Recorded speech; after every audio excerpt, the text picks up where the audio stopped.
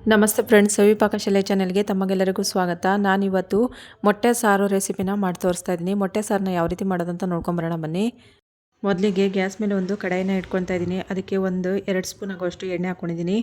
1/4 tea spoon ಆಗುವಷ್ಟು ಅರಿಶಿನ ಪುಡಿ, ಅರ್ಧ ಸ್ಪೂನ್ ಆಗುವಷ್ಟು ಅಚ್ಚಕಾರದ ಪುಡಿನ ಹಾಕ್ಕೊಂಡು ಚೆನ್ನಾಗಿ ಇದನ್ನು ಕಲಸಿ ಮಿಕ್ಸ್ ಮಾಡ್ಕೊತಾ ಇದ್ದೀನಿ. ಖಾರದ ಪುಡಿ ಹಾಕಿದ್ರ ಮೇಲೆ ತುಂಬ ಹೊತ್ತು ತನಕ ಫ್ರೈ ಮಾಡ್ಕೊಬಾರ್ದು, ಸೀದೋಗಿಬಿಡುತ್ತೆ. ತಕ್ಷಣ ನಾವು ಬೇಯಿಸ್ಕೊಂಡು ಸಿಪ್ಪೆ ತೆಗೆದು ಇಟ್ಕೊಂಡಿದ್ದೀವಲ್ಲ, ಆ ಮೊಟ್ಟೆನ ಒಂದು 2-3 ಕಡೆ ಮಾರ್ಕ್ ಮಾಡಿದ್ದೀನಿ. ಆ ಮೊಟ್ಟೆನ ಇವಾಗ ಈ ಮಸಾಲೆಗೆ ಹಾಕ್ಕೊಳ್ತಾ ಇದ್ದೀನಿ. ಅದನ್ನು ಚೆನ್ನಾಗಿ ಇದನ್ನು ಎಲ್ಲ ಹೊಂದ್ಕೊಳ್ಳೋ ಥರ ಮಿಕ್ಸ್ ಮಾಡ್ಕೊಳ್ಬೇಕು. ಮತ್ತು ನಾವು ಮಾರ್ಕ್ ಮಾಡಿರ್ತೀವಲ್ಲ, ಖಾರದ ಪುಡಿ ಎಲ್ಲ ಚೆನ್ನಾಗಿ ತಾಗುತ್ತಿದ್ದಕ್ಕೆ ಇದನ್ನು ಒಂದು 2-3 ನಿಮಿಷ ತನಕ ಚೆನ್ನಾಗಿ ಇದನ್ನು ಫ್ರೈ ಮಾಡ್ಕೊಬೇಕು. ಮತ್ತು ಅವಾಗವಾಗ ನೋಡಿ ಈ ರೀತಿಯಾಗಿ ಕಲಿಸ್ಕೊತಾನೆ ಇರಬೇಕು. ಕಲಿಸ್ದೇ ಇದ್ದರೆ ಕೆಳಗಡೆ ಮೊಟ್ಟೆ ತಡೆ ಹಿಡಿದು ಬಿಡುತ್ತೆ. ನೋಡಿ ಇವಾಗ ಚೆನ್ನಾಗಿ ಕಲಿಸ್ಕೊಂಡಿದ್ದೆಲ್ಲ ಆಗಿದೆ. ಸಾಕಿಷ್ಟು ಫ್ರೈ ಮಾಡಿಕೊಂಡ್ರೆ ಒಂದು ಪಾತ್ರೆಯಲ್ಲಿ ತೆಗೆದಿಟ್ಕೊಳ್ತಾ ಇದ್ದೀನಿ. ಈಗ ಅದೇ ಕಡೆಗೆ 1-2 ಟೇಬಲ್ ಸ್ಪೂನ್ ಆಗುವಷ್ಟು ಎಣ್ಣೆ ಹಾಕ್ಕೊಳ್ತಾ ಇದ್ದೀನಿ. ಎಣ್ಣೆ ಚೆನ್ನಾಗಿ ಕಾಯಿಸೋಕ್ಕೆ ಬಿಟ್ಬಿಡಬೇಕು. ನೋಡಿ ಇವಾಗ ಎಣ್ಣೆ ಚೆನ್ನಾಗಿ ಕಾದಿದೆ. ಇದಕ್ಕೆ ಇವಾಗ 1 ಕಪ್ ಆಗುವಷ್ಟು ಈರುಳ್ಳಿನ ಚಿಕ್ಕದಾಗಿ ಕಟ್ ಮಾಡ್ಕೊಂಡು ಹಾಕ್ಕೊಂಡಿದ್ದೀನಿ.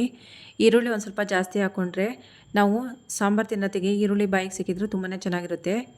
ಈರುಳ್ಳಿ ಫ್ರೈ ಆಗ್ತಾ ಇರಲಿ, ಅಲ್ಲಿ ತನಕ ನಾನು ಮಿಕ್ಸಿ ಜಾರಿಗೆ ಮಸಾಲಾನ ರೆಡಿ ಮಾಡ್ಕೊತಾ ಇದ್ದೀನಿ. ಮಿಕ್ಸಿ ಜಾರಿಗೆ 1 ಕಪ್ ಆಗುವಷ್ಟು ತೆಂಗಿನಕಾಯಿ ತುರಿನ ಹಾಕ್ಕೊಂಡಿದ್ದೀನಿ.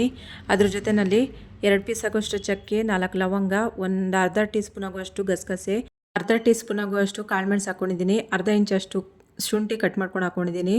ಒಂದು ಗೆಡ್ಡೆ ಬೆಳ್ಳುಳ್ಳಿ ಹಾಕ್ಕೊಂಡು ಅರ್ಧ ಗ್ಲಾಸ್ ಆಗುವಷ್ಟು ನೀರು ಸೇರಿಸ್ಕೊಂಡು ಇದನ್ನು ನೈಸಾಗಿ ರುಬ್ಕೊಳ್ತಾ ಇದ್ದೀನಿ. ಈರುಳ್ಳಿ ಇವಾಗ ಚೆನ್ನಾಗಿ ಫ್ರೈ ಆಗಿದೆ. ಇದಕ್ಕೆ ಇವಾಗ 2 ಟೊಮಟನ ಚಿಕ್ಕದಾಗಿ ಕಟ್ ಮಾಡಿಕೊಂಡು ಹಾಕ್ಕೊಳ್ತಾ ಇದ್ದೀನಿ. ಟೊಮಟ ಚೆನ್ನಾಗಿ ಮೆತ್ತಗಾಗಬೇಕು, ಅಲ್ಲಿ ತನಕ ಇದನ್ನು ಚೆನ್ನಾಗಿ ಫ್ರೈ ಮಾಡ್ಕೊಳ್ಳೋಣ. ಈ ಮೊಟ್ಟೆ ಸಾರು ಅನ್ನದ ಜೊತೆ, ದೋಸೆ ಜೊತೆ ಮತ್ತು ಪೂರಿ ಜೊತೆ ತಿನ್ನೋದಕ್ಕೆ ತುಂಬಾ ಚೆನ್ನಾಗಿರುತ್ತೆ. ಟೊಮಟ ಇವಾಗ ಮೆತ್ತಗಾಗಿದೆ. ಇವಾಗ ಇದಕ್ಕೆ 1 ಸ್ಪೂನ್ ಆಗುವಷ್ಟು ಕಸೂರಿ ಮೆಥಿನ ಹಾಕ್ಕೊಳ್ತಾ ಇದ್ದೀನಿ. ಕಸೂರಿ ಮೆಥಿನ ಹಾಕ್ಕೊಂಡು ಚೆನ್ನಾಗಿ ಇದನ್ನು ಫ್ರೈ ಮಾಡ್ಕೊಳ್ಬೇಕು. ಅದ್ರ ಫ್ಲೇವರ್ ಎಲ್ಲ ಚೆನ್ನಾಗಿ ಬಿಡಬೇಕು ಎಣ್ಣೆಯಲ್ಲಿ, ಅಲ್ಲಿ ತನಕ ಇದನ್ನು ಚೆನ್ನಾಗಿ ಫ್ರೈ ಮಾಡ್ಕೊಳ್ಬೇಕು. ಇವಾಗ ಇದಕ್ಕೆ ಮಸಾಲೆಗಳೆಲ್ಲ ಹಾಕ್ಕೊಳ್ತಾ ಇದ್ದೀನಿ.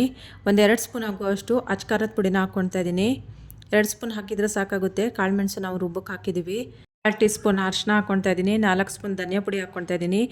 ಇದಿಷ್ಟು ಮಸಾಲಾನ ಹಾಕ್ಕೊಂಡು ಚೆನ್ನಾಗಿ ಇದನ್ನು ಈರುಳ್ಳಿ ಮತ್ತು ಟೊಮೆಟೊ ಜೊತೆ ಹೊಂದ್ಕೊಳ್ಳೋ ಥರ ಕಲಿಸ್ಕೊಂಡು ಚೆನ್ನಾಗಿ ಇದನ್ನು ಫ್ರೈ ಮಾಡ್ಕೊಳ್ಬೇಕು. ನಾವು ಮಸಾಲೆನೆಲ್ಲ ಎಷ್ಟು ಚೆನ್ನಾಗಿ ಫ್ರೈ ಮಾಡ್ಕೊಳ್ತೀವೋ ಅಷ್ಟು ಚೆನ್ನಾಗಿ ಮೊಟ್ಟೆ ಸಾರು ರೆಡಿಯಾಗುತ್ತೆ. ಮಸಾಲೆ ಎಲ್ಲ ನೋಡಿ ಫ್ರೈ ಆಗ್ತಾಯಿದೆ. 1-2 ನಿಮಿಷ ತನಕ ಚೆನ್ನಾಗಿ ಫ್ರೈ ಮಾಡ್ಕೊಂಡಿದ್ದೀನಿ. ಮಸಾಲೆ ಎಲ್ಲ ಚೆನ್ನಾಗಿ ಫ್ರೈ ಆಗಿ ಮೆತ್ತಗಾಗಿದೆ. ಮಸಾಲೆ ಎಲ್ಲ ಚೆನ್ನಾಗಿ ಫ್ರೈ ಆದ್ರ ಮೇಲೆ ನೀರು ಹಾಕ್ಕೊಳ್ಬೇಕು, ಅಲ್ಲಿ ತನಕ ನೀರು ಹಾಕ್ಕೊಳ್ಬಾರ್ದು. ಇವಾಗ ಇದಕ್ಕೆ ರುಚಿಗೆ ತಕ್ಕಷ್ಟು ಉಪ್ಪು ಹಾಕ್ಕೊಳ್ತಾ ಇದ್ದೀನಿ. ಉಪ್ಪು ಹಾಕ್ಕೊಂಡು ಚೆನ್ನಾಗಿ ಕಲಸಿ ಮಿಕ್ಸ್ ಮಾಡಿಕೊಂಡು ಇದಕ್ಕೆ 1 ಕಪ್ ಆಗುವಷ್ಟು ನೀರು ಹಾಕ್ಕೊಂಡು ಚೆನ್ನಾಗಿ ಇದನ್ನು ಕಲಸಿ ಪ್ಲೇಟ್ನ ಮುಚ್ಚಿ ಚೆನ್ನಾಗಿ ಇದನ್ನು ಕುದಿಸ್ಕೊಳ್ತಾ ಇದ್ದೀನಿ. ಈಗ ಪ್ಲೇಟ್ನ ಓಪನ್ ಮಾಡಿ ನೋಡ್ತಾ ಇದ್ದೀನಿ. ಚೆನ್ನಾಗಿ ಇದು ಕುದಿ ಬರ್ತಾ ಇದೆ. ಒಂದು ಸತಿ ಚೆನ್ನಾಗಿ ಕಲಸಿ ಮಿಕ್ಸ್ ಮಾಡ್ಕೊಳ್ತಾ ಇದ್ದೀನಿ. ಇದಕ್ಕೆ ಇವಾಗ ನಾವು ಮೊದಲೇ ಮಸಾಲಾನ ರುಬ್ಬಿಟ್ಕೊಂಡಿದ್ವಲ್ಲ, ಆ ಮಸಾಲಾನ ಹಾಕ್ಕೊಳ್ತಾ ಇದ್ದೀನಿ. ಮಸಾಲ ಹಾಕಿದ ತಕ್ಷಣವೇ ನೀರು ಹಾಕ್ಕೊಳ್ಬಾರ್ದು. ನಾವು ಮಸಾಲೆ ಎಲ್ಲ ಹಸಿದೇ ಹಾಕ್ಕೊಂಡಿದ್ವಿ, ಯಾವುದೂ ಹುರ್ಕೊಂಡಿಲ್ಲ. ಹಾಗಾಗಿ ಇದನ್ನು ಚೆನ್ನಾಗಿ ಕುದಿಸ್ಕೊಳ್ಬೇಕು. ನೀರು ಹಾಕಿದಂಗೆ ಹಸಿ ಸ್ಮೆಲ್ ಹೋಗೋ ತನಕ ಚೆನ್ನಾಗಿ ಇದನ್ನು ಕುದಿಸ್ಕೊಳ್ಳೋಣ. ನೋಡಿ ಇವಾಗ ಮಸಾಲೆ ಎಲ್ಲ ಚೆನ್ನಾಗಿ ಕುದೀತಾ ಇದೆ, ಹಸಿ ಸ್ಮೆಲ್ಲು ಹೋಗಿದೆ. ಇದಕ್ಕೆ ಇವಾಗ ಮಿಕ್ಸಿ ಜಾರ್ ತೊಳೆದಿದ್ದಂಥ ನೀರನ್ನ ಹಾಕ್ಕೊಳ್ತಾ ಇದ್ದೀನಿ. ನಿಮಗೆ ತೆಳು ಬೇಕಂತ ಹೇಳಿದರೆ ತೆಳು ಮಾಡ್ಕೊಬೋದು, ಇಲ್ಲ ಅಂತ ಹೇಳಿದ್ರೆ ದಪ್ಪ ಬೇಕಂತ ಹೇಳಿದ್ರೆ ದಪ್ಪನೂ ಮಾಡ್ಕೊಬೋದು.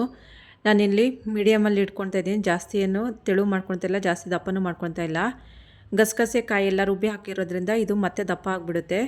ಸಾರು ಚೆನ್ನಾಗಿ ಕುದಿ ಬರ್ತಾ ಇದೆ. ಇದಕ್ಕೆ ಇವಾಗ ನಾವು ಮೊಟ್ಟೆನ ಫ್ರೈ ಮಾಡಿ ಇಟ್ಕೊಂಡಿದ್ವಲ್ಲ, ಆ ಮೊಟ್ಟೆನ ಇವಾಗ ಒಂದು 10-12 ಮೊಟ್ಟೆನ ಬೇಯಿಸಿ ಫ್ರೈ ಮಾಡಿ ಇಟ್ಕೊಂಡಿದ್ದೆ, ಅದನ್ನ ಇವಾಗ ಹಾಕ್ಕೊಳ್ತಾ ಇದ್ದೀನಿ. ಇದಕ್ಕೆ ಮೊಟ್ಟೆ ಹಾಕ್ಬಿಟ್ಟು ಜಾಸ್ತಿ ಹೊತ್ತು ತನಕ ಕುದಿಸ್ಕೊಳ್ಳೋದೇನು ಬೇಕಾಗಿಲ್ಲ.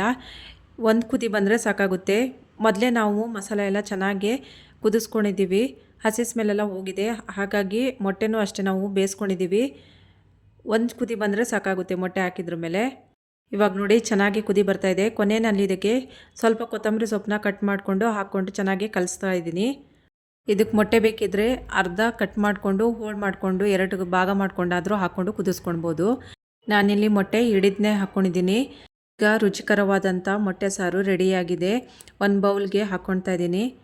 ಸಾರು ನೋಡ್ತಾ ಇದ್ದಾಗಲೇ ಊಟ ಮಾಡಬೇಕನ್ನಿಸ್ತಿದೆ, ಅಷ್ಟು ಚೆನ್ನಾಗಿ ಸಾರು ರೆಡಿಯಾಗಿದೆ.